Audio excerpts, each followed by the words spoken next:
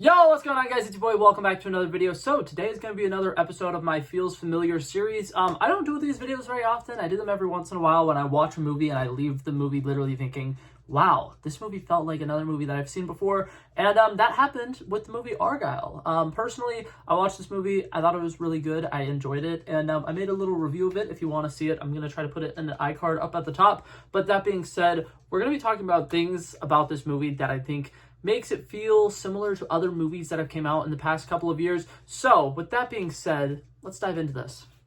Okay, so I want to start off with this little disclaimer. I'm going to be comparing a bunch of different movies here. I'm not by any means saying that any of these movies are better than the other movies, and I'm not trying to spread hate about any of these movies. Like, I feel like that's a negative connotation that people always kind of put with comparing things to one another. I'm not saying that because this movie is similar to other movies, I did not like this movie. I liked Agent Argyle. I thought it was a very interesting movie. I really liked the style of it, and overall, I had a good time with it. I really enjoyed it, but I feel like every time you post online that, hey, this movie feels like another movie, people think that that's a bad thing. People take it as like, oh, well, if it feels like this other movie, it's not that good of a movie because it just feels like this other movie. And that's not the case. I think that it's weird that there's this like really negative connotation with the fact that movies can't be like other movies. Overall, it's just a part of humanity that we take inspiration from other things and interpret it into other things. Like, everybody's personality is basically a conglomeration of everything that they've seen and, you know, taken in from other people around them. Nothing is ever going to be truly 100% original. With there being over 100 movies released every year, it's hard for something to be 100% its own thing. So that being said, everything here is said with love, with positivity in mind. I'm not by any means trying to say that Argyle stole from either of these movies either. I just think that there's some comparisons here. Something that I want to kind of like compare this to, imagine you're listening to a song, you really love the vibe of the song, you like that music artist, and you go through their discography and they don't really have any other songs that are just like that song, but you're looking for a song that's that same vibe, so you'll try to make like a playlist of songs that are similar to that. And I feel like that should be the same way with movies. If you like a movie and you really enjoy it, you shouldn't be negative towards other movies that are similar to it. You should be more accepting of movies that are similar to it, and you should really enjoy other movies that are similar to it. So that's what I'm trying to do here, just kind of share other movies that are like Argyle, because if you are like me, who really enjoyed the movie and thought that it was very interesting, you might want to watch some other movies that are like it. So, that being said, let's dive into this. Alrighty, I want to quickly issue a spoiler warning for anybody who has not seen the movie Argyle. I do end up discussing one of the biggest plot points in the movie, so if you have not seen it, I would recommend clicking away and maybe watching this video later. But that being said, let's get into it. So the first one I'm going to talk about has probably the least amount of similarities to it, and it honestly isn't a very similar movie. There's just certain action sequences towards the end of the movie that remind me a lot of this movie that I really, really love. And if I have an excuse to talk about this movie, I'm going to. It's the James Gunn's The Suicide Squad movie. If you've never seen this movie, it's an incredibly fun movie. It's a great DC movie, which you can't say about a lot of DC movies that have come out the last 15 years.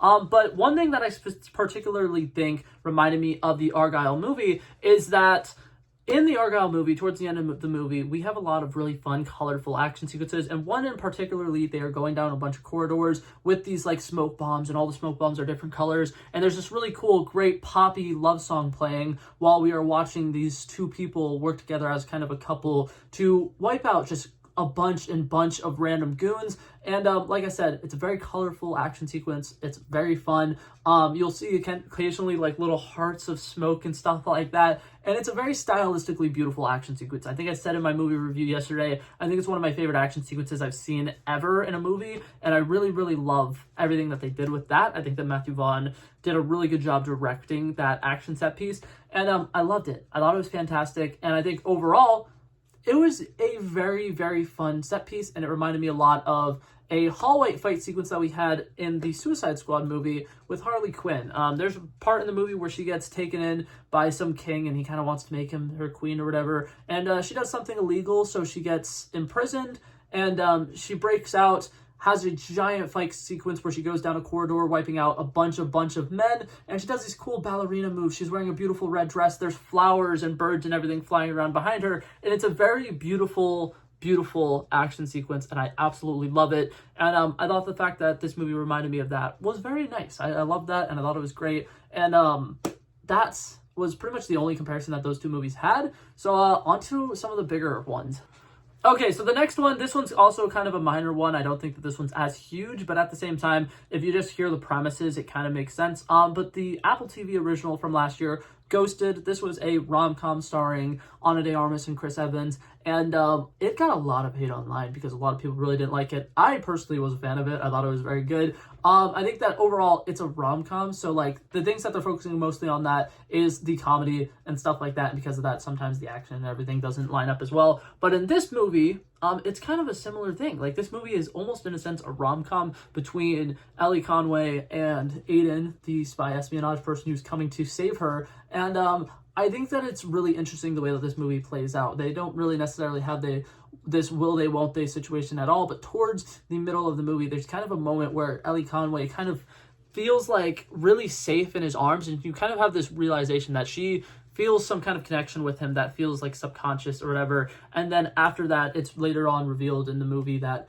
Ellie Conway has amnesia and they used to be in a relationship. And I think that all of the like lovey-dovey stuff that happens in the second half of the Argyle movie really reminded me of the Ghosted movie. I think that there's a really fun dynamic there with one person being a trained spy who's used to all of this crazy stuff that's happening, and the other person who's like, dude, I'm a farmer. Also, in case you forgot, I'm a farmer. I'm not a super spy. Did I get that line even remotely close? I don't care. I love that delivery from Chris Evans. It is like one of the funniest things ever. But I just think that it's very interesting whenever we get to see a movie like that where there's a spy character who has to bring another character into the spy world who doesn't really understand it, and then by the end of the movie they have to pretend like they know how to be a spy. And it's very interesting. I love that dynamic. I think it works really well in a lot of movies. Personally, I was a big fan of both of these movies. I think that obviously they both have their own issues with some of the plot elements, some of the exposition in the middle, but overall they're fun movies to throw on if you're just looking for a good laugh and some fun action. You'll get that out of both of these two movies, and I think that those two definitely share those two things in common. But now to talk about the one that I think has the biggest comparison. Let's dive into this.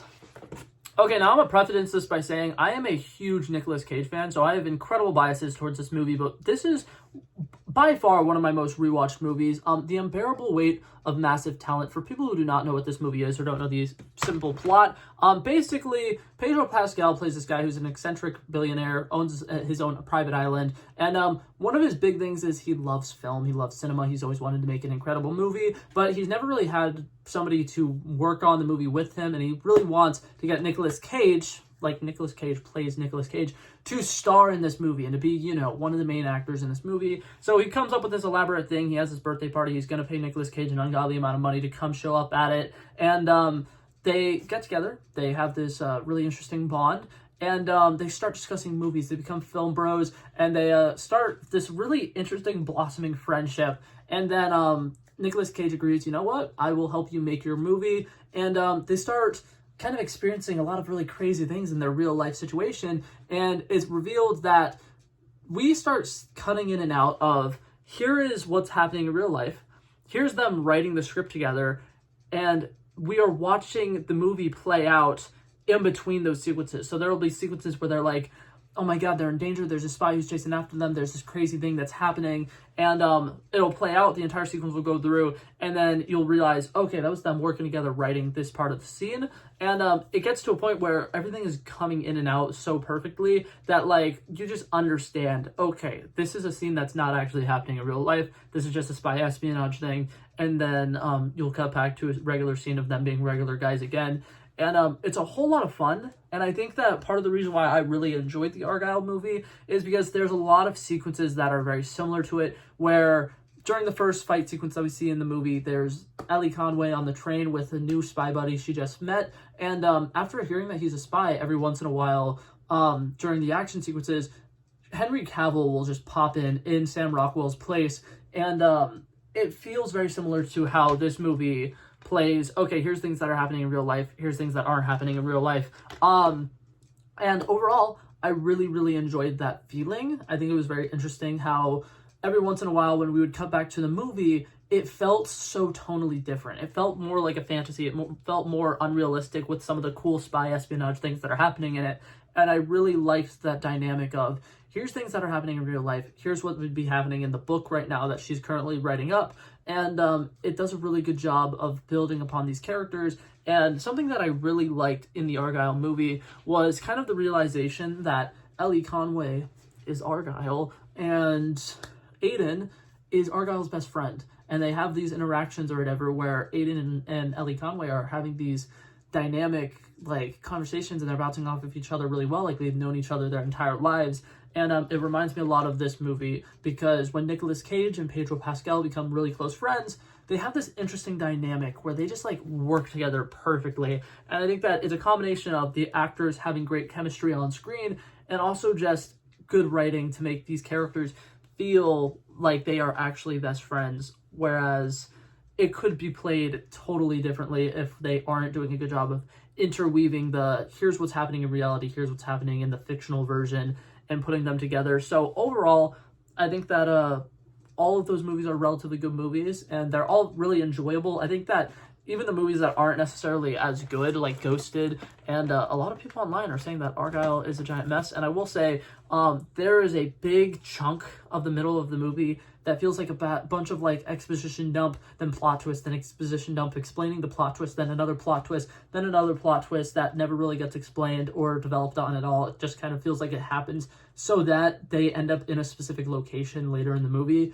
But other than that, I think that Argyle was a pretty fun movie. If you like silly, goofy action, it's great. I think that that's a big thing.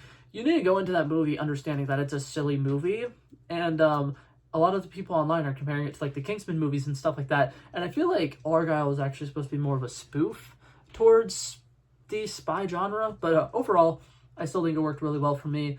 And but yeah, that's it for this video, guys. Thank you guys so much for coming by and checking it out. I love and appreciate you guys so much for watching. If you liked it, feel free to like and subscribe now. Hopefully, see you guys in the next one. Peace out. Bow. Bow. Bow. Back at it again, but that's a relevant flow. So smooth, they calling me Mr. Elegant. Like an elephant, I got a long nose. Like a president, I've got a few hoes. Swift with a stutter, I'm smooth like butter. Don't see it coming when I slip undercover. Like a big dog, but I don't bite. I'm still a big broad, I'd win that fight. Come match you and I knock out your lights.